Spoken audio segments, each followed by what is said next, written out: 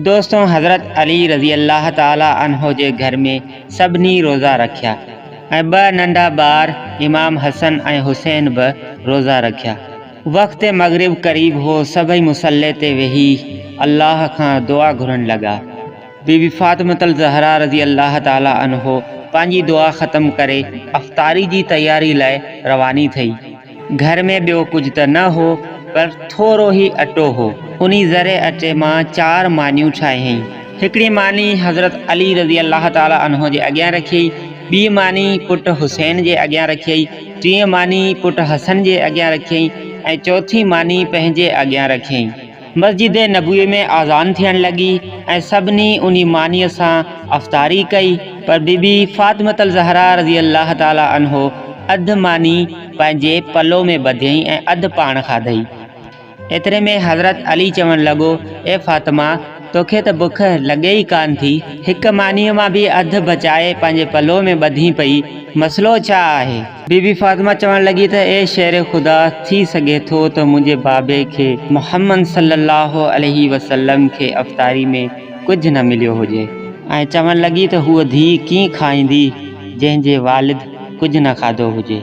ऐं बीबी फ़ातिमतुल ज़हरा चुनीअ में मानी ॿधी ऐं रवानी थई ऐं हुतां पंहिंजो नबी पाक सल्लल्लाहु अलैहि वसल्लम मग़रिब जी नमाज़ पढ़ी घर ॾे ईंदा पिया हुआ ऐं पंहिंजे नबी पाक सल्लल्लाहु अलैहि वसल्लम बीबी फ़ातिमतुल ज़हरा खे दरवाज़े ते बीठल जॾहिं ॾिठो त पुछा कयईं, ए फ़ातिमा, तूं हिते कीअं?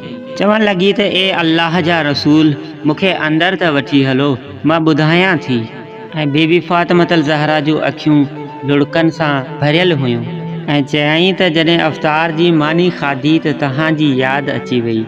सोचो त शायदि तव्हां कुझु न खाधो हुजे, इन्हीअ करे अधु मानी चुनीअ सां ॿधी खणी आयसि। ऐं मानी ॾिसी पंहिंजे नबी पाक सल्लल्लाहु अलैहि वसल्लम जे अखियुनि मां लुड़क किरी पिया ऐं चवण लॻो त सुठो कयई जो मानी खणी आए, न त तुंहिंजे बाबे जी चौथी राति बि इन्ही हालत में गुज़रे हा।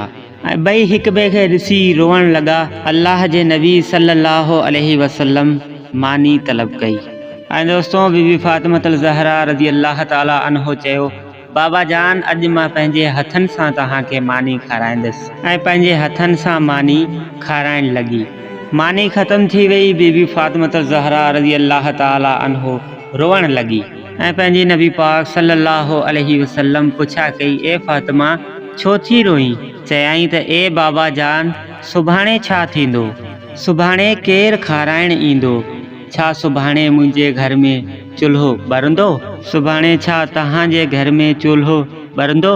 पंहिंजे नबी पाक सल्लल्लाहु अलैहि वसल्लम पंहिंजो हथ मुबारक खणी बीबी फ़ातिमतुल ज़हरा जे मथे ते रखियईं ऐं चवण लॻो, ए फ़ातिमा, तूं बि सब्र कर ऐं मां बि सब्र कयां थो। पंहिंजे सब्र सां अल्लाह पाक गुनाहगार उम्मत जा गुनाह माफ़ फरमाईंदो। अल्लाहु अकबर, मां सदके या रसूल अल्लाह। ही हूंदी आहे मोहब्बत जेका नबी पाक सल्लल्लाहु अलैहि वसल्लम खे पाण सां हुई, उम्मत सां हुई। ऐं ही गुनहगार उम्मत पाण ई आहियूं, जंहिं करे पंहिंजे नबी पाक सल्लल्लाहु अलैहि वसल्लम बुखिया रहिया, बुखूं कटियूं ऐं नबीअ जी न्याणी बुखी रही। ऐं पाण छा करे रहिया आहियूं उन्हनि लाइ, ऐं सुभाणे क़यामत जे ॾींहुं छा जवाबु ॾींदासीं उन्हनि जे साम्हूं।